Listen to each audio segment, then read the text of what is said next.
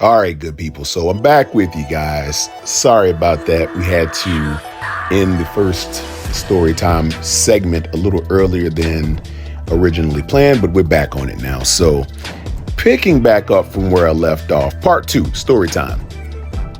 So I was actually left off at the portion where I was on forward lookout on top of the bridge, overlooking a deep portion of the Caribbean, where I saw a skiff. What we call a skiff. It's like a boat filled with like pirates or whatever on these things. And I don't mean the RR pirate. I mean like modern day pirates. Like if you ever seen that movie Captain Phillips with the Somalian pirates on there, you understand exactly what I'm talking about. These boats are out there on the water all over the world, and they are thinking that they can actually take on a fight with a supreme carrier ship or supreme naval vessel, as in the one that I was on. I was on the guided missile frigate, so that thing had a 72 millimeter vestibule. It had a 32 mag guided missile launcher. It had 3 Sea Whizzes on there. Phalanx Sea Whizzes, and those are like these RTD2 looking machine guns, spit out 2,300 rounds per minute. Each round is like the size of your hand. I mean, this thing plays no games. So, and then you have the gunner's mates, and you have a whole bunch of other artillery and all types of weaponry installed on these things. I mean, naval vessels are nothing to play with. They can eradicate a country in seconds. I mean, literally, after this program, their target, boom, they launch those things. It's a wrap. But anyway, so we're on the water here, and I noticed a skiff, and it's like one boat. I see this thing. It's pretty big. It's probably about, I don't know, I want to say about 100 feet long or something like that. It was a nice sized boat. Okay, it wasn't like a little canoe or anything like that. Because this thing had about 25 pirates on there, or whatever you want to call these dudes, right? And so I'm looking at these guys, and I'm like, check it out. And I'm checking them out through the binoculars. And like I said, they had these blue tarps covering various sizable areas of the boat where you couldn't really see what was under them. And the boat was pretty tall. It wasn't like a little boat. Like they were going down decks down below the sea line. So it was definitely at least a floor below, you know. So I could tell they kept coming up and going down. And I saw like 3 heads pop up, you know, over the starboard side of the boat. And they're looking at me, and they're like, you know, staring at me through these binoculars. They're passing the binoculars back and forth. And I'm like, okay, what are they doing? At first, I saw one guy with a rifle, you know, some type of assault rifle. I don't know if it was an AK. It looked like some African weapon that they were using over there. You know, it wasn't a modern day weapon like that we had. It was no comparison to what we had on our ship. But I saw the first guy had it. Then he passed binoculars. He was looking. He never pointed the rifle at me, but he was looking at me, you know, because I was the only one up there on the top that they could see, because they saw me looking at them, and they were freaking out. I mean, the moment they noticed that I saw them, and I'm sure they can see me radioing down below what they were doing and all of their motion, they was just losing their mind. You know, it was running up and down the boat. Next thing you know, I saw 10 of them. I literally counted 10 guys. They're all like dressed in like crazy beach looking clothes, you know, for like quite a while. You could tell they had been out there for a minute. And next thing you know, I saw 3 or 4 other guys pop up with rifles. I said, oh man, this is about to get crazy.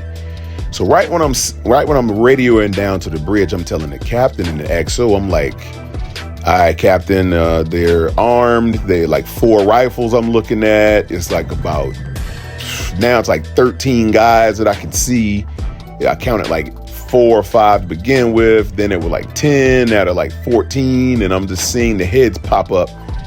And the captain assembled the gunner's mates to come up and lock and load on the stanchions, on the rifle stanchions. And that's what they did, man. When they got up there, you could hear them coming up the stanchions, click, clack, click, clack, click. Their boots just hitting the metal stanchions. And it's like cling, clang, cling, cling, cling, clang.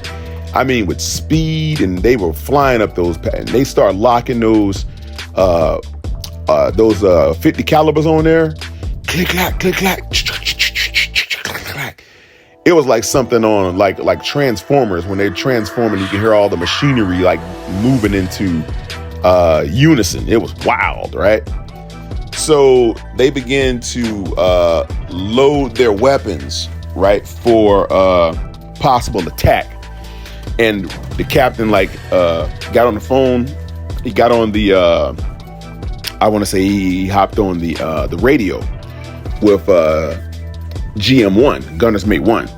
And he starts telling the Gunner's Mate 1, he's like, look, I'm going to give you the order. If they don't stand down, I'm going to command you to fire. And he was like, yes, all right, Captain. Boom.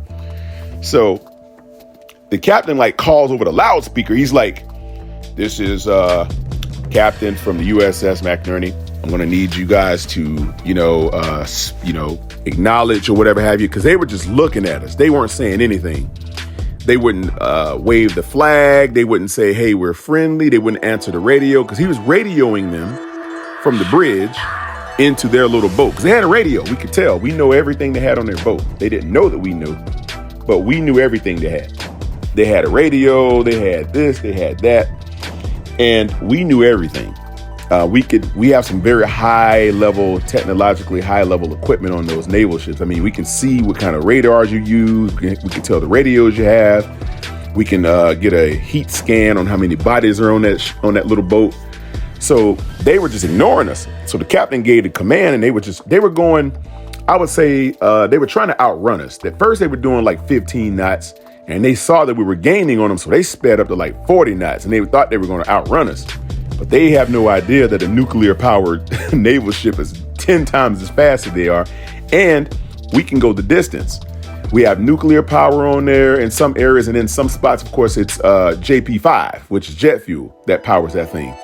So we're just coasting, just following them up, and we're going to run them down. They didn't realize we had the power to go after them to that degree. So we're just floating and we speeding past them, right? We flying now. And they're like, oh, so they kept speeding up and we kept speeding up. Eventually they began to conk out. The little boats like that, they can't go full speed for very long because the engine will overheat. So that's what ended up happening. They blew their engine trying to get away from us and it didn't work.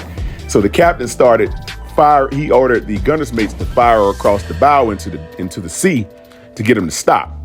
And they did that with the gunner's mates 50 caliber, and then the Sea Whiz right across the water, right in front of them.